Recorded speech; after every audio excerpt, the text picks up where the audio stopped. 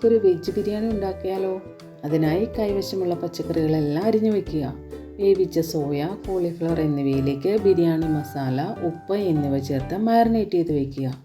ഒരു ഉരുളിയിലേക്ക് ആവശ്യത്തിന് നെയ്യ്, വെളിച്ചെണ്ണ എന്നിവ ചേർത്ത് സവാള വഴറ്റിയെടുക്കുക. അതേ ഉരുളിയിലേക്ക് തന്നെ പനീർ ഇട്ട് ഫ്രൈ ചെയ്തെടുക്കുക. ഈ പനീർ പകുതി ഫ്രൈ ആവുന്ന സമയത്ത് ഒരു സൈഡിലേക്ക് നീക്കി വെച്ച് അതിലേക്ക് ക്യാരറ്റ് ഇട്ട് ഫ്രൈ ചെയ്തെടുക്കുക. ക്യാരറ്റും പനീറും ഫ്രൈ ആവുന്ന സമയത്ത് നേരത്തെ മാരിനേറ്റ് ചെയ്ത് വെച്ചിരിക്കുന്ന വെജിറ്റബിൾസ് ആഡ് ചെയ്യാവുന്നതാണ്.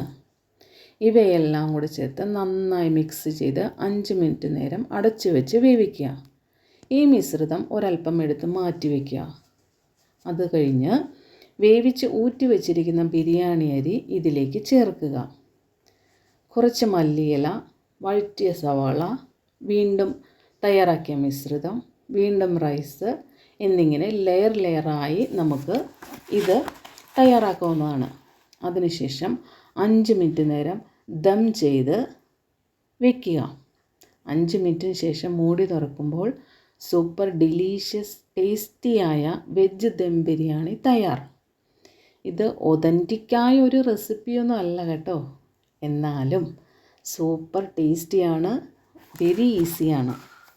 ഇതുപോലെയുള്ള ചെറിയ ചെറിയ റെസിപ്പിയുമായി വീണ്ടും കാണാം നമുക്ക്. അഭിപ്രായങ്ങൾ അറിയിക്കണേ. തെറ്റുകുറ്റങ്ങളുണ്ടാവാം, ക്ഷമിക്കണം. നിർദ്ദേശങ്ങളും അഭിപ്രായങ്ങളും പ്രതീക്ഷിച്ചുകൊണ്ട് നിർത്തുന്നു.